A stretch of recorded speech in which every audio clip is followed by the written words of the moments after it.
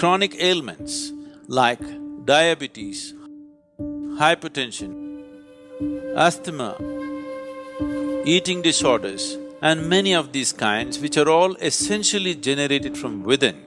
All these things can be quelled from within if only we are willing to pay a certain level of attention to the innermost dimension of who we are. Inner engineering is a powerful process of approaching the inner core of who you are in a scientific manner, and this is definitely a way to create a healthful life.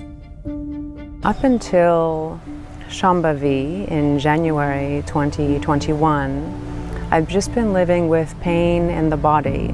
The first result I'd like to point out about Shambhavi Kriya is that it's had a tremendous effect on my physical well-being. Somehow, some way, I don't know the science behind it, but it's keeping me free of pain. Being able to sit without noticing my body for long periods of time, that has just had tremendous impact on my mental and emotional stability. Recently, these papers have been published, maybe you already read it. A certain group of scientists and doctors in United States, from Indiana University, some from Harvard University and Florida, they studied people who've been practicing inner engineering. The genetic tendencies are changing simply with the inner engineering practices. So they recorded all these things, the biomarkers and everything. One thing that determines the nature of your experience and your mental and emotional condition is what is called as BDNF, that is, brain-derived neurotropic factors.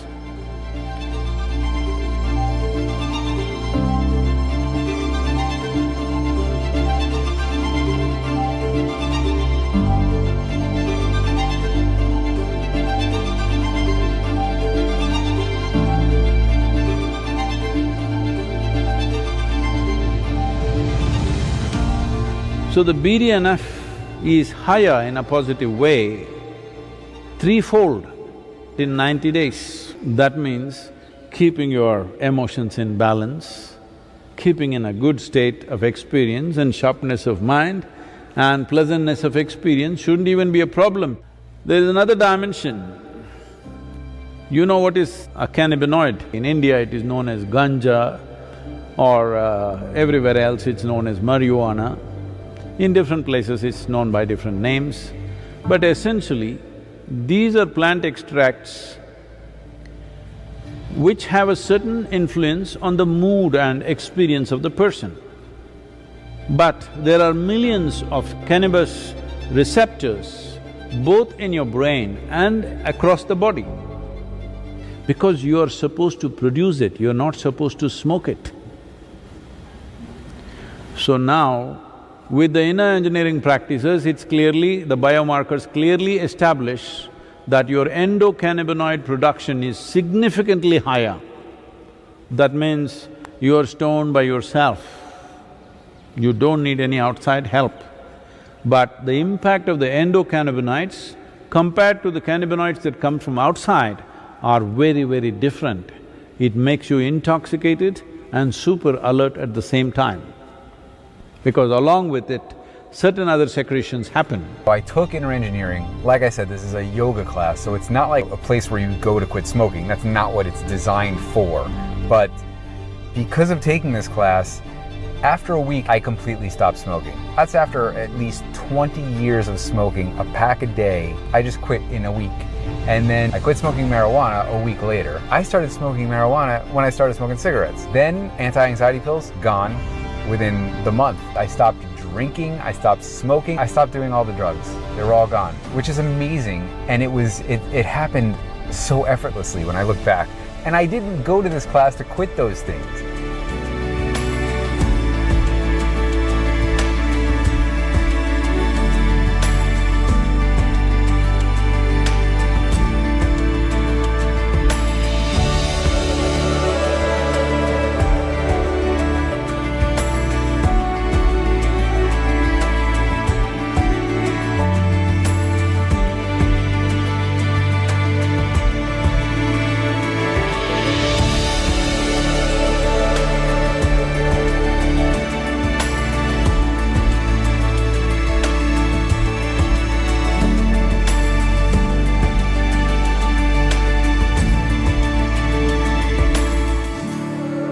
genes which are fundamentally responsible for your immune system are also highly enhanced. So, from the laboratories in America, from the top universities in America, it's coming that clearly they're saying 220 genes which activate your immune system, they're all elevated because of the practice. You didn't drop from heaven, as some people believe. You evolved the qualities of an amoeba, an earthworm, a grasshopper, a buffalo, every kind of beast that evolution went through. Elements of those qualities are still with you. So, these are all compulsive tendencies. The evolutionary process, the modern neurology recognizes that there is a part of your brain which is reptilian, which is approximately the size of your fist. That means it's at that stage of development, which is instinctive and does things in a certain way.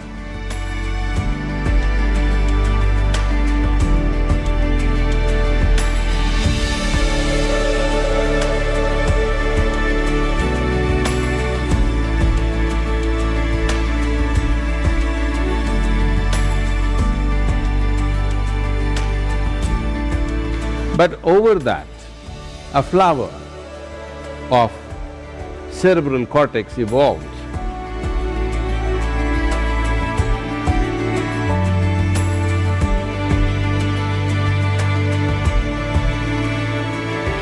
Which is a happening which happened after human spine became erect. Which is what makes you human, which is what gives you thoughts about universality of the existence, which is what gives you an idea that everything is one, which is what allows you to be a scientist, this is what allows you to be a spiritual seeker. But if you go back to this, all you have is instincts of survival. So the entire process, the human effort through education, through spiritual process, through meditation, everything is to move away from this and function from the outer dimension, which is a more recent happening, but this gives you a sense of seamless way of approaching life. If you go to the reptilian brain of who you are, fixing boundaries is all that you know. So whenever you are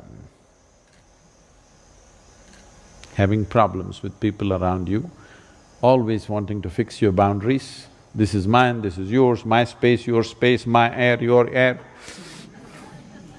When it comes, you must know you gotten here. Now the spiritual process, the yogic dimension is looking at how to make this, because if you function only from one aspect of your brain, it'll work, but not enough, you're not using all of it. There is evidence to show that the reptilian brain can become more transparent and starts communicating with the outside part of the brain.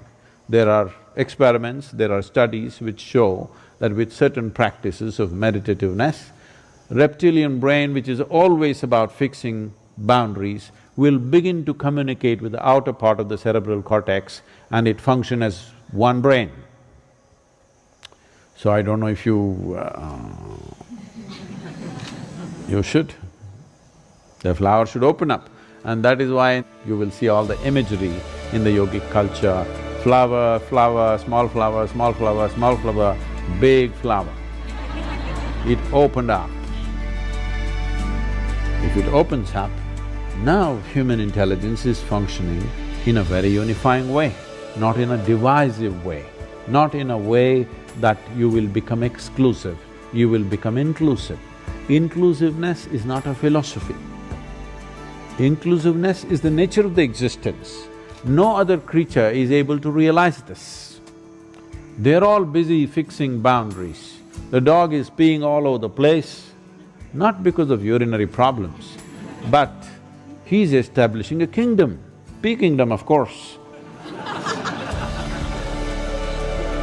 Human beings are not any different. They're doing the same things in a different way. This is mine, that is mine, that is mine, that is mine. Fixing a kingdom, when it's possible, push it a little bit. When it's possible, push it a little bit. Not possible, put the wall. Happening all the time. So something that I particularly noticed is how comfortable I am within myself. My insecurities seem to have reduced a lot. My relationship with others also had improved significantly.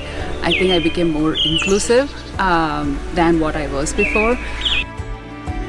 Shambhavi Mahamudra, just a simple practice for 21 minutes increases brain function and neuronal regeneration. This means as you grow old, you will become more intelligent. Usually young people think you're getting stupid.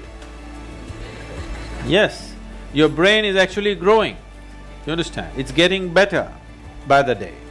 Now there is scientific evidence. We always knew this, but today a meter has to say it. If a man says it, it's not true. If a man says it, it's doubtful. But a meter has to say it. Now the meters are saying it. The meters are saying your brain is actually growing by doing a simple 21-minute practice. And you don't believe the meter. You just do the practice for 3 months and see, you will see how clear and how smart your mind is suddenly.